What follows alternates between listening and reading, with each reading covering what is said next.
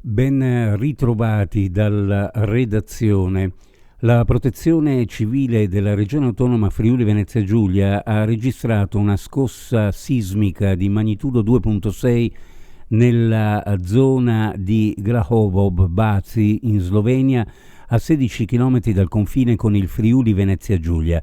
Il terremoto si è verificato alle 18:19 di ieri a una profondità di 20 km. È morto nella notte per infarto Claudio Bignolin, 69 anni compiuti a luglio, sindaco di San Pier di Sonzo, al suo terzo mandato, anche se non consecutivo. Era stato rieletto nella tornata del 3 e 4 ottobre del 2021, sconfiggendo il primo cittadino uscente Riccardo Zandomeni e suo ex vice sindaco nel quinquennio 2011-2016, secondo per Bignolin, eletto già sindaco nel 2006.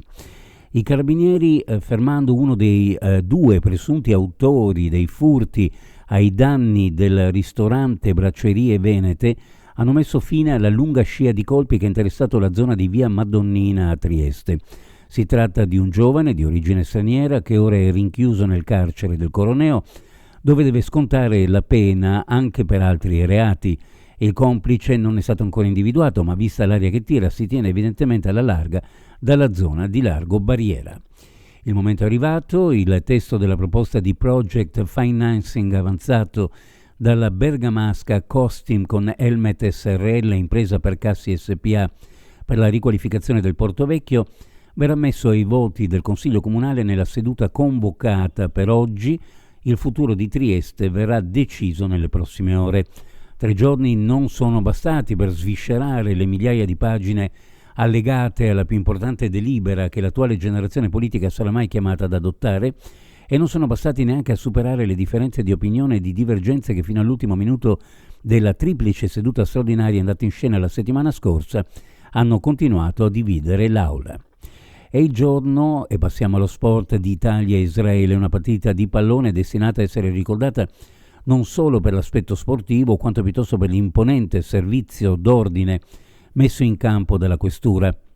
Centinaia di agenti e di steward dalla mattinata di ieri blindano gli accessi allo stadio Friuli. Hanno il compito di garantire la sicurezza della nazionale israeliana e di tutti gli spettatori, poco meno di 12.000 italiani distaccati. Nella notte sono comparse diverse scritte con bomboletta, spray nera e rosso. Tutte riportano la scritta complice del genocidio palestinese. Sono state vandalizzate le aree antistanti il comune di Udine davanti a Palazzo d'Aronco e la sede della regione in via Sabbadini. Un'occhiata alle previsioni meteorologiche: cielo in prevalenza nuvoloso sulle zone occidentali e in montagna, coperto con qualche debole pioggia su quelle orientali, sulla costa vento di ribeccio debole o moderato, temperature massime ovunque fra 18 e 21 gradi centigradi. Previsioni a cura di ARPA e FVG Meteo. Ed è tutto per il momento con l'informazione. Grazie per averci seguito. Alla prossima edizione.